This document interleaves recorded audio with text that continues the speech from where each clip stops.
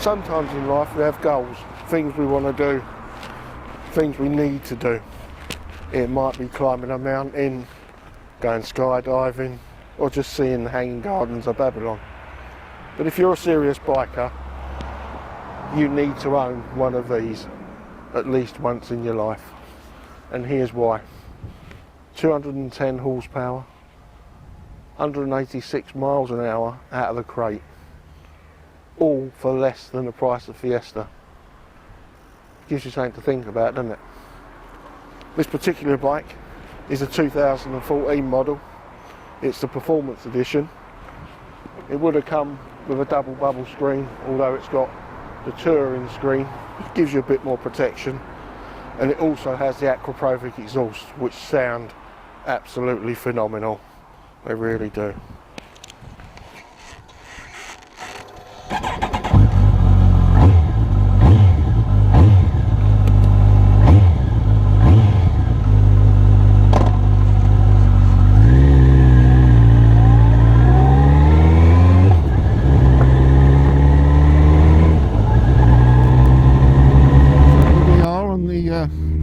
Kawasaki ZZR 1400, world's most powerful production bike, they say. And we're going to give it a little spin and see what we think. First of all, seating position. If you're a sports bike rider and you like that, you're going to find this very comfortable. Very soft seat. Slightly more upright bars on it than some of the litre bike sport bikes. This particular machine's got bar risers on it which lift it slightly, take the pressure off your wrists a bit. But as I say, nice comfy seat. Very roomy. It is a big bike though. You are aware that it's a big bike. But that size does tend to while away once you get moving. You're not too aware of it. These bikes come with ABS, which is a nice little touch, and on a day like this you may find that it does cut in if you're pressing on a little bit. It's not too intrusive. They also come with a traction control system, which once again is very handy. I pulled away a little bit earlier and yes, it cut in, and if you're a bit heavy on the throttle, once again in this sort of weather it will cut in. It also gives you a certain amount of wheelie control. In saying that, it has some power modes, so you can bring the power down. So if you're feeding a bit in chicken mode, you can limit the power. It's all done by a switch just down there on the handlebars. You can do it on the wire while you're riding. Little word, I'm a personal fan of the old style clocks. I know that the digital ones are somewhat clearer to see, especially when you've got so many numbers crunched up on the old analog ones, but this is a favourite of mine. These Kawasaki's come with range meter, all kinds of trip meters. It's a very comprehensive display down there really.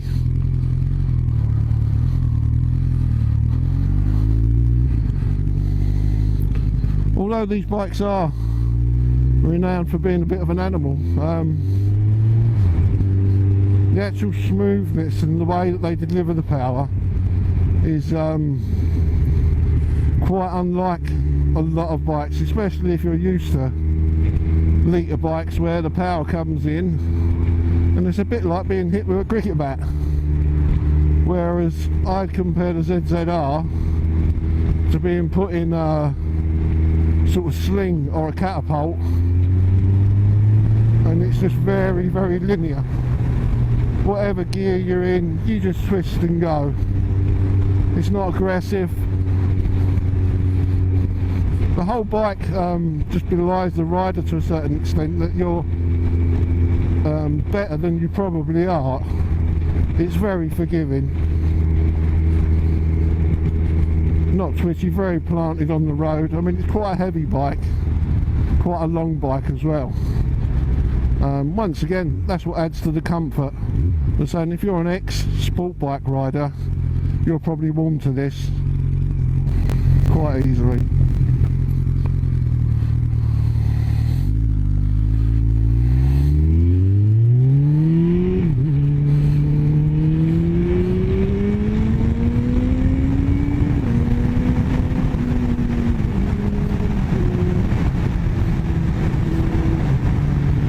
I don't know if you'll be able to hear on the camera, but those Aquapovic exhausts sound lovely. They've still got the baffles in on this particular bike. I'd shudder to think what they sound like when they're out, but it's just a lovely, nice sound, sporty, without that sort of headache you get after an hour or so.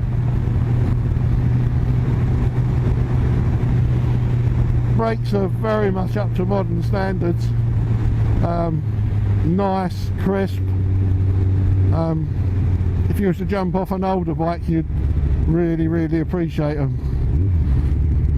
Even the back brake's nice.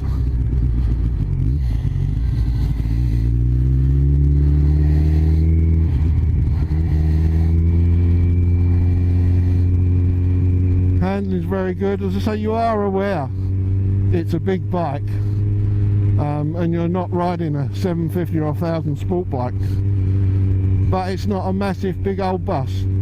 I'm sure that better riders than me could hustle this thing round the track almost as quickly, if not even more quickly, than a litre sport bike.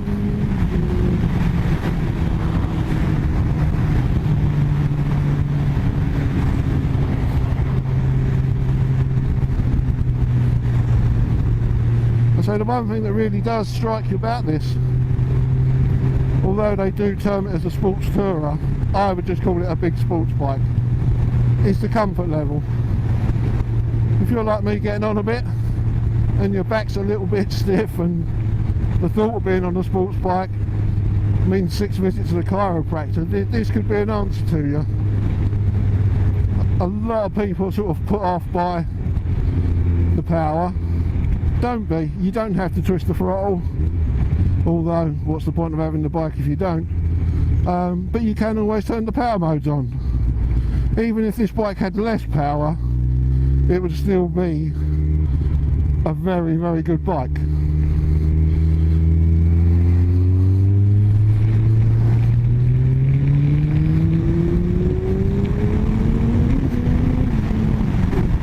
See, then it was about half throttle,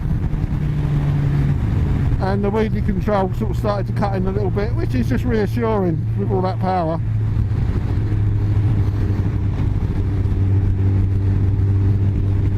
I mean, this is one sports tourer bike that you could happily ride every day. It's very easy to ride in town. You know, it's not hard work. It's got all the bases covered. I can quite easily see why people go touring on these 2, 3, 4 weeks at a time.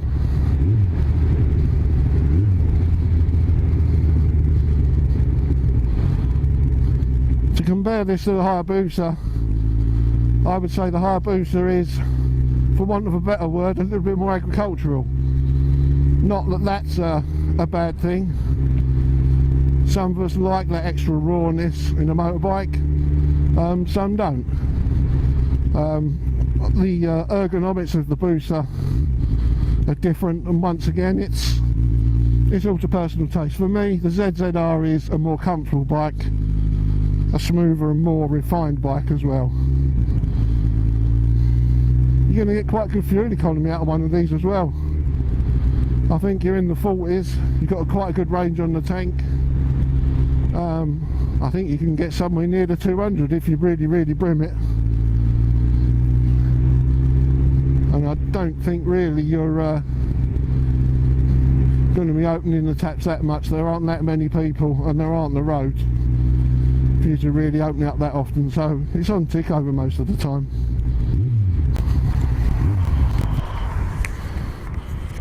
So there we have it, the Kawasaki ZZR 1400.